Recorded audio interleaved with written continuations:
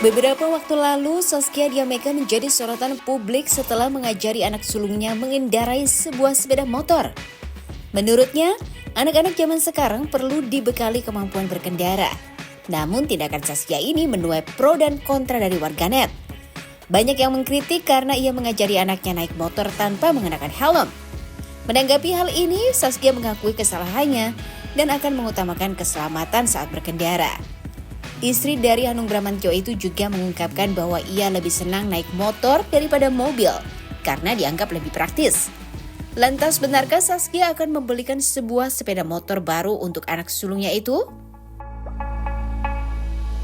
Karena emang aku habis ceritain bahwa si Sibil, anakku yang pertama kan usianya sekarang udah mau masuk 14 tahun, jadi lagi belajar motor. Belajar motor tuh dia awalnya bisanya dari temennya, tiba-tiba pulang ke rumah, dia udah bisa nyetir motor loh. Allah Akbar, belajar di mana? Sama temen aku pulang sekolah, belajarnya di Jakarta. Panik banget karena aku pribadi ketika aku udah bisa nyetir motor, aku bawa motor di Jakarta aja tuh nggak berani gitu kan. Akhirnya kemarin pas lagi di Jogja aku bilang, Sibil kalau memang kamu udah bisa bawa motor, yuk coba tunjukin ke Bia bawa motornya gimana. Akhirnya kemarin selama di Jogja, kemarin kita cuma pulang 3 hari, Sibil nunjukin dia bawa motor, boncengin aku, karena aku nggak mau tunggu dia menjadi perempuan yang bawa motor belok kanan sennya kiri gitu kan, terus mau belok nggak pakai sen, nggak pakai helm gitu-gitu loh. Jadi emang harus kita yang ngajarin gitu. Jadi hal-hal itu harus ditanemin dari awal. Ya walaupun emang aku salah kemarin ngajarin dia tuh nggak pakai helm karena emang di kompleks sih gitu kan. Nah di situ ngajarin anak jadi emang melelahkan. Cuman ngajarin sejam tapi energi aku 1 hari habis karena tegang banget.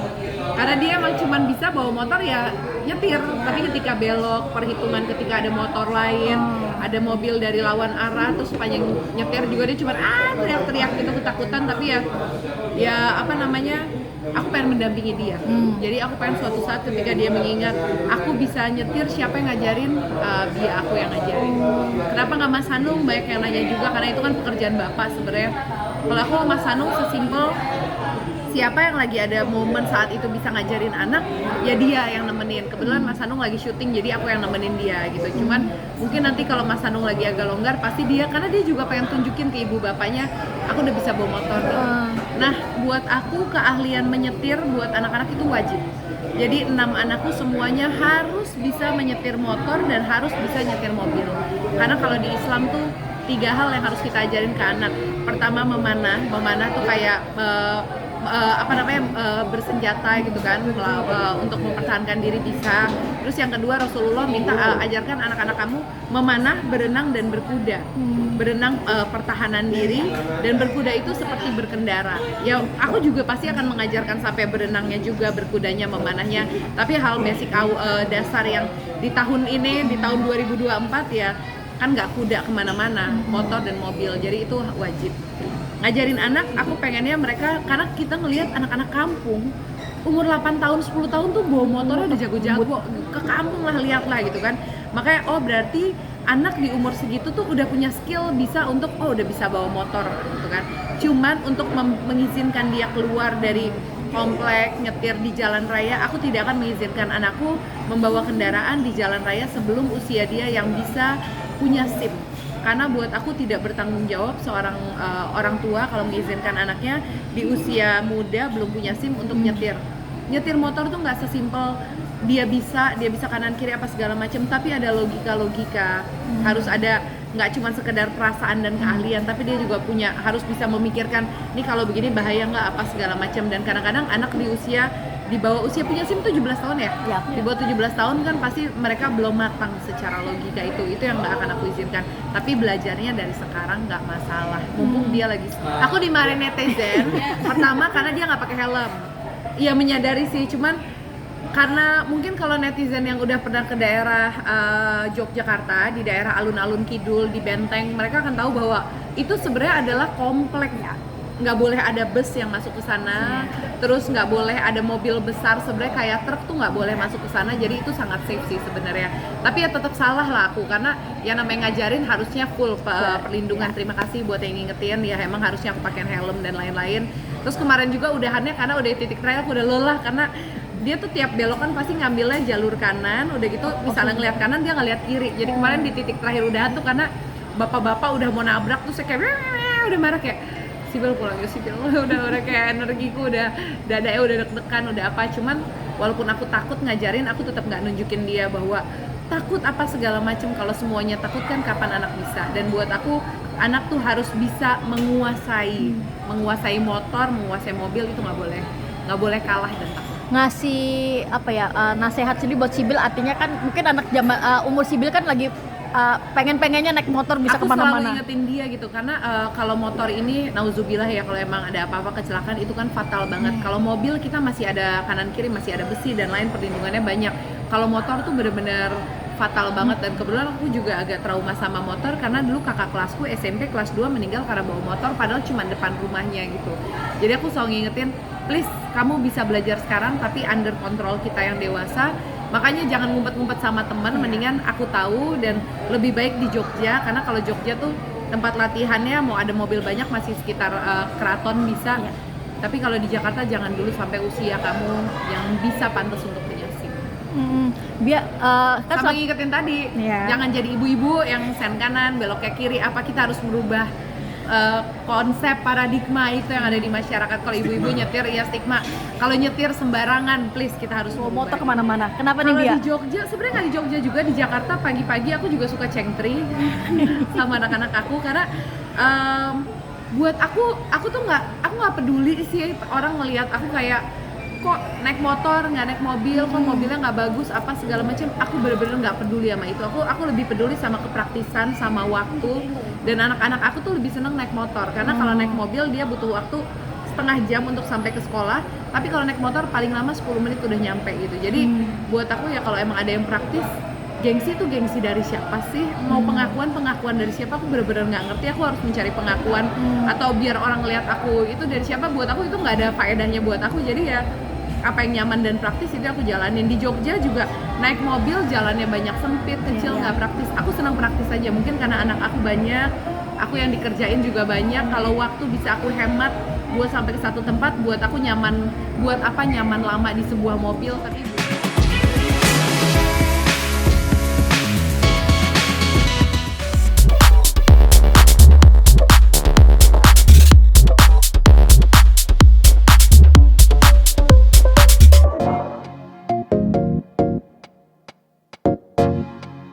Pelantun lagu Kesempurnaan Cinta Rizky Febian akan menggelar konser tur 10 kota untuk merayakan 10 tahunnya berkarya di industri musik. Perjalanan 10 tahun ini juga dipersembahkan untuk penggemarnya yang telah mendukungnya selama berproses. Ia mengungkapkan rasa syukur dan tidak menyangka bahwa perjalanannya sudah mencapai sejauh ini. Suami dari Mahalini ini juga mengatakan bahwa hal ini sudah menjadi impiannya sejak lama. Rizky juga menyebutkan orang yang sudah mendukungnya selama ini termasuk orang tua dan sang istri Mahalini Raharja. Putra sulung dari pelawak kondang itu pun juga mengungkapkan bahwa istrinya turut serta memberikan dukungan penuh dalam persiapan tur di 10 kota nantinya. Lantas sudah sejauh mana persiapan Rizky Febian menjelang konser di 10 kota ini?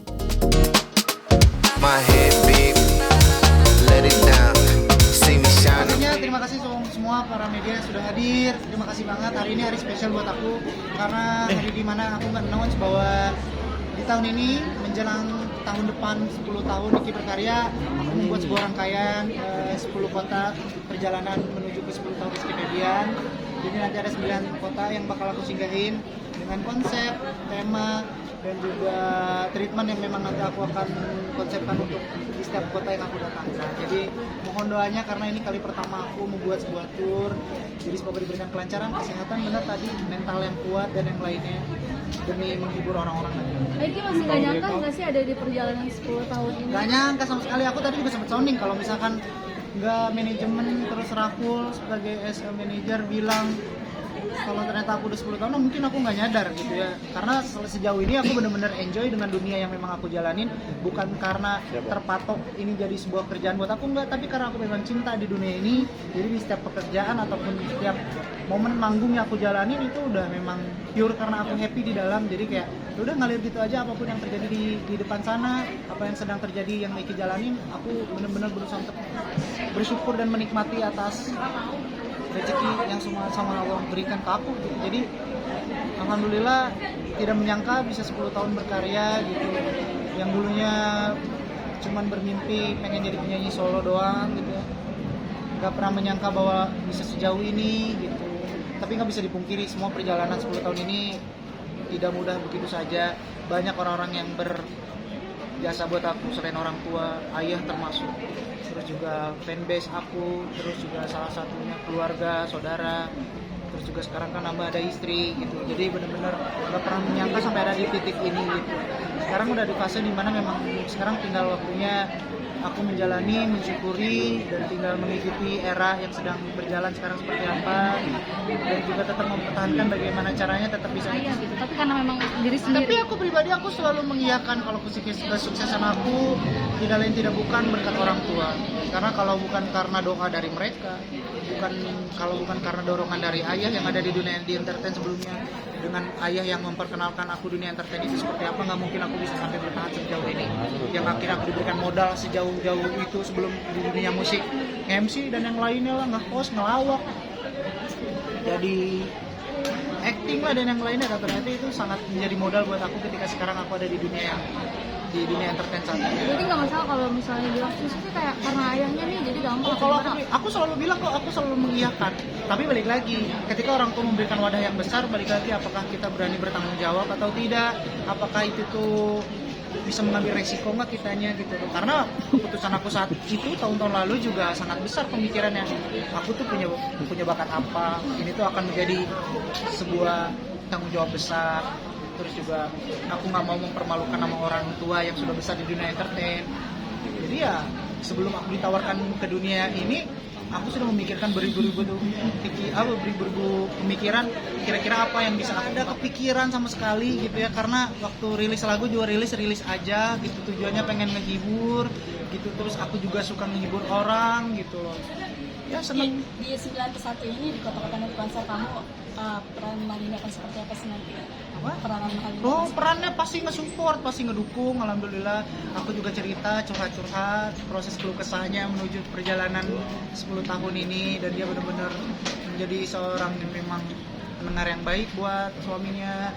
Terus aku curhat apapun didengarkan, proses perjuangan dan yang lainnya dia nge-support banget. Jadi doain aja semoga dia juga bisa ikut serta di proses perjalanan atau menjadi sebuah kejutan di perjalanan konser. Ikut dalam konser lagi mungkin ikut dalam konser nggak, misalnya kayak baju atau kayak gimana, ikut ngurus juga nggak?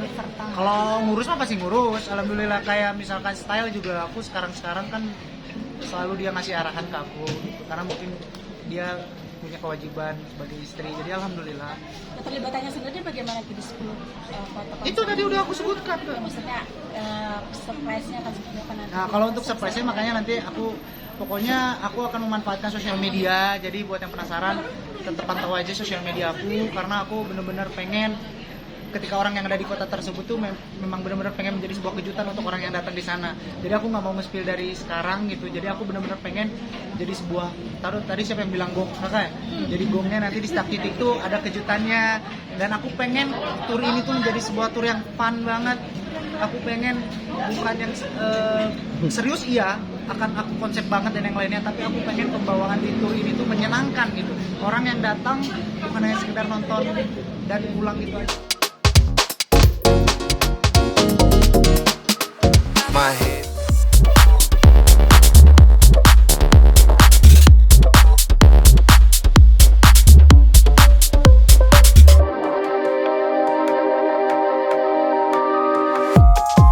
Para penggemar film Thailand di Indonesia segera dimanjakan dengan kehadiran Mario Morer, Dovika Humi, dan sutradara Banjong Pisantanakun dalam film legendaris P-Mark. Setibanya di Indonesia, Dovika dan Mario mengungkapkan sangat antusias untuk menyaksikan film yang dibintangi oleh Vino G. Bastian dan Marsha Timothy. Tak hanya itu, kehadiran para bintang film Thailand ini juga diharapkan semakin mempererat hubungan budaya antara Indonesia dan Thailand melalui seni peran dan sinema.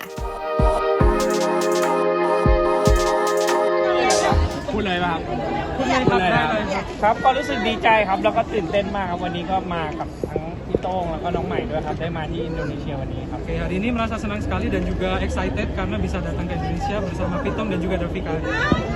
Mungkin tujuannya ke datang ke Indonesia ini fokus วันนี้มาที่อินโดเพื่ออะไรครับ Oh, we are come to support Gangmak because we are from because Kimak is the original, right? The original, and then we're so happy and honored to have Indonesian versions, and we'll come to support them. And I hope you guys go to see Gangmak as well.